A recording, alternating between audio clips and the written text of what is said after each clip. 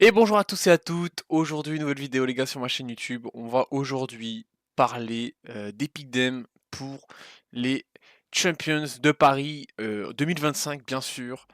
Ils sont disponibles sur le jeu Valorant et je vais vous donner mon avis euh, sur le déroulé possible de la compétition. Alors ce qui est super là depuis l'année dernière, c'est qu'on a un choix de pick dem où on peut gagner des récompenses. Avant il n'y avait pas. Profitons-en les amis. On va voir un petit peu ce qu'on peut gagner et après on va discuter. Je vais vous donner mon avis si vous voulez potentiellement bah voilà écouter, avoir mon avis pour potentiellement faire vos pick dem. Alors déjà de ce que je comprends, déjà il y a 160 points pour les groupes Speak Window. Donc au niveau des picks, il y en aura du coup plus, mais il y aura moins de points. Et pour les plus gros matchs, les matchs de playoff, où il ne restera plus que 8 équipes, euh, bah là, on aura 280 points. Donc intéressant. Et ensuite, ce qu'on peut voir, c'est qu'on a donc pour tout le monde. Ah non, non, pardon. Si on fait un pic, on aura une carte. Si on fait 50 top, dans top 50% des avis, on a un buddy GOAT. Et top 20%, un en or doré un petit peu. Et si on a tout bon, 100% title, mais après pour le coup celui-là je pense que ça va être très compliqué de l'avoir, surtout sur des champions. Je veux dire, il y a des compétitions où on peut essayer d'avoir des champions, très souvent c'est très très très compliqué. Du coup on va commencer, on va compliquer, on va make a pick, si j'ai bien compris on va make a pick les mecs, et c'est parti. Donc au niveau du groupe A, moi, ah oui d'accord ok, donc il faut donner. Ça marche. Bah, ce qu'on va faire, les gars, c'est qu'on va faire les matchs. On va essayer de regarder un petit peu les matchs. Déjà, PRX contre Xilay Gaming. Pour moi, PRX avancera dans la compétition et gagnera donc le gagnant de GX Sentinels. Match compliqué, match compliqué surtout avec les performances actuelles où GX est potentiellement dans une meilleure forme que Sentinels, mais Sentinels c'est Sentinels. Alors ouais, moi je partirais sur un Sentinels. Je partirais sur un Sentinels PRX et une qualification de PRX. Et ensuite, donc pour le deuxième match, ici, on aurait eu donc GX, Xilay Gaming, victoire de GX qui rejoue contre Sentinel et malheureusement qui repère contre Sentinel. Alors pour moi, on partirait sur un PRX, un Sentinel, un Giant X et pardon, un Xilay Gaming.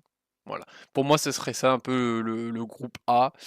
Groupe peut-être plutôt ok, on va dire, pour Péris qui est quand même favori du groupe. C'est pas le groupe le plus compliqué, je pense, mais on est souvent dans cette typologie où un, il y a une équipe vraiment forte et le reste, ça va être très close, mais ce sera à voir. Dans ce groupe, pour moi, encore une fois, BLG.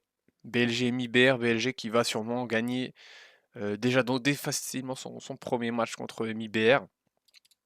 Donc très rapidement qualifié. Et ensuite, il jouera le gagnant de RRQ Fnatic, match très compliqué, hein, je pense que les deux se valent. Donc moi je partirais sur un Fnatic. Malgré les performances actuelles, je pense qu'on a des joueurs qui sont expérimentés, qui ont déjà fait beaucoup de compétitions, gagné des Masters. Donc potentiellement pour ces Champions, faire un match de finale de poule BLG Fnatic, RRQ et MIBR, ce sera une victoire RRQ pardon, plutôt facile je pense. Et on rejouera du coup ce Fnatic RRQ pour une qualification de Fnatic. Encore une fois, un deuxième match gagné contre RRQ. Et BLG bien sûr qui gagnera donc cette finale je pense.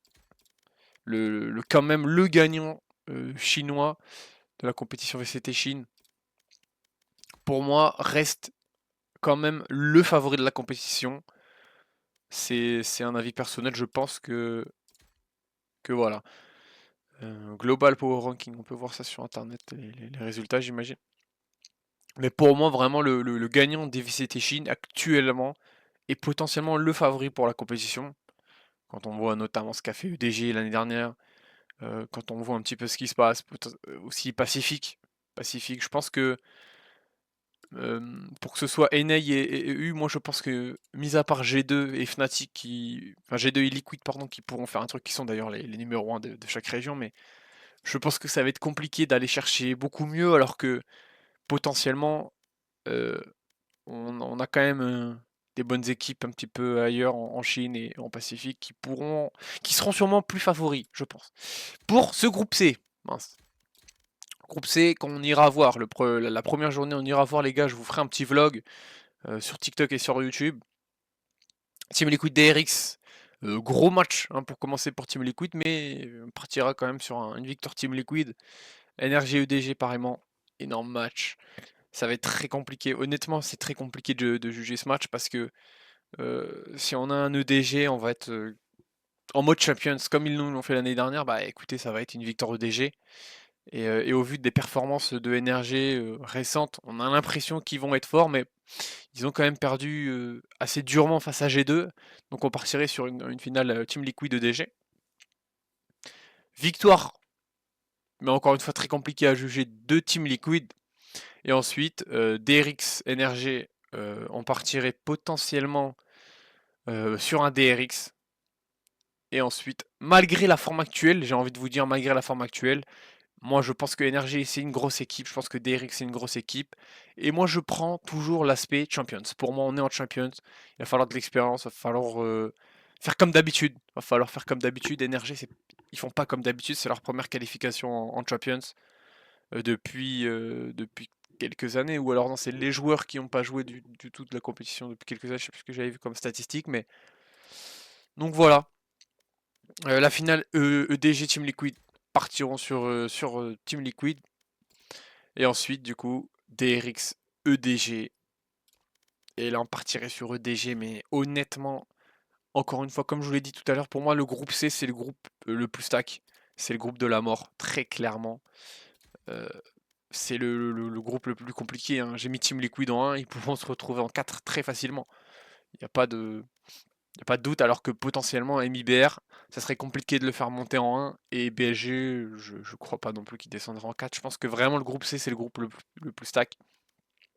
Donc on va continuer sur le groupe D, où là on a la meilleure équipe avec Bilibili Gaming, pour moi G2.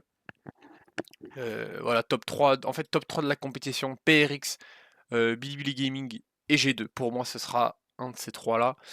Donc voilà, hein, que ce soit le match contre Team Heretics ou contre le gagnant de DRGT1, G2, ça gagnera. Il n'y a pas de doute, il n'y a aucun doute. Le retour de Leaf, il est absolument prêt, donc il n'y a aucun souci. Maintenant ensuite, DRG ou T1, bah écoutez, ça va être compliqué hein, de juger ça.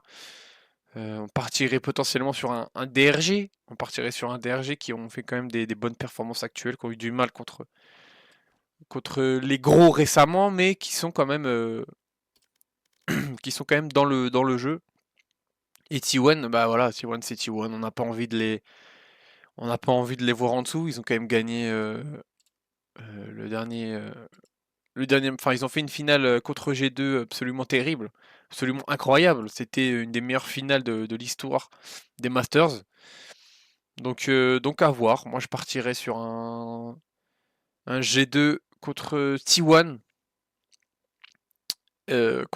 dans cette phase de qualification. Ensuite, un match tout simplement Team Heretics contre T1 contre DRG avec une victoire DRG. Finale G2 T1, victoire de G2 bien sûr. Et la revanche T1 DRG avec cette fois-ci, et je me suis un petit peu fait avoir tout à l'heure, je vous l'ai dit, une victoire DRG. Pour moi, la qualification sera pour DRG. Au vu voilà, de l'équipe, de la typologie de l'équipe, je pense vraiment que DRG est légèrement au-dessus. Après, voilà, si jamais je change d'avis, il reste 7 jours, bah écoutez, je vous le dirai, les amis, en stream sur Network Valorant. On en reparlera, vous pouvez poser les questions. Et bien sûr, je referai sûrement une vidéo, pas forcément pour tous les matchs. On regardera ça en stream à tous les matchs, bien sûr. Network Valorant sur Twitch. Mais plutôt les playoffs. On analysera un petit peu pour les playoffs. Peut-être potentiellement pour la finale, on fera des analyses de game. On va essayer de faire ça. Et n'hésitez pas d'ailleurs, les amis, à rejoindre une faction. N'hésitez pas, les amis. D'accord? Et bien sûr, rejoignez la meilleure faction. D'accord? Allez. Du coup, on se dit, les amis, à une prochaine fois. Merci beaucoup d'avoir suivi donc cette vidéo. Je vous remets les pics, si vous voulez un petit peu vous inspirer. On verra bien, on verra bien. Moi, je pense que ça va être une compétition vraiment de zinzin. On est enfin, moi, je suis très heureux parce qu'on a quasiment les 4 meilleures équipes de chaque région. C'est rare. Je pense que, mis à part peut-être MIBR et Team Heretics qui sont. Peut-être que, voilà, on utilisera l'équipe à la fin, mais qui sont peut-être en dessous, je pense, surtout au niveau des performances actuelles. Mais voilà, ça va être super intéressant, j'ai trop hâte. Les équipes fortes ne sont pas juste fortes, elles sont incroyablement fortes. Et ça, c'est vraiment un vrai plaisir. Donc voilà, j'ai hâte de commenter tout ça sur Twitch, on fera des analyses, on ira directement sur place pour le groupe C. Et voilà, on ira. On fera du contenu, les amis, sur ces Champions Paris. Donc merci beaucoup d'avoir suivi et à la prochaine.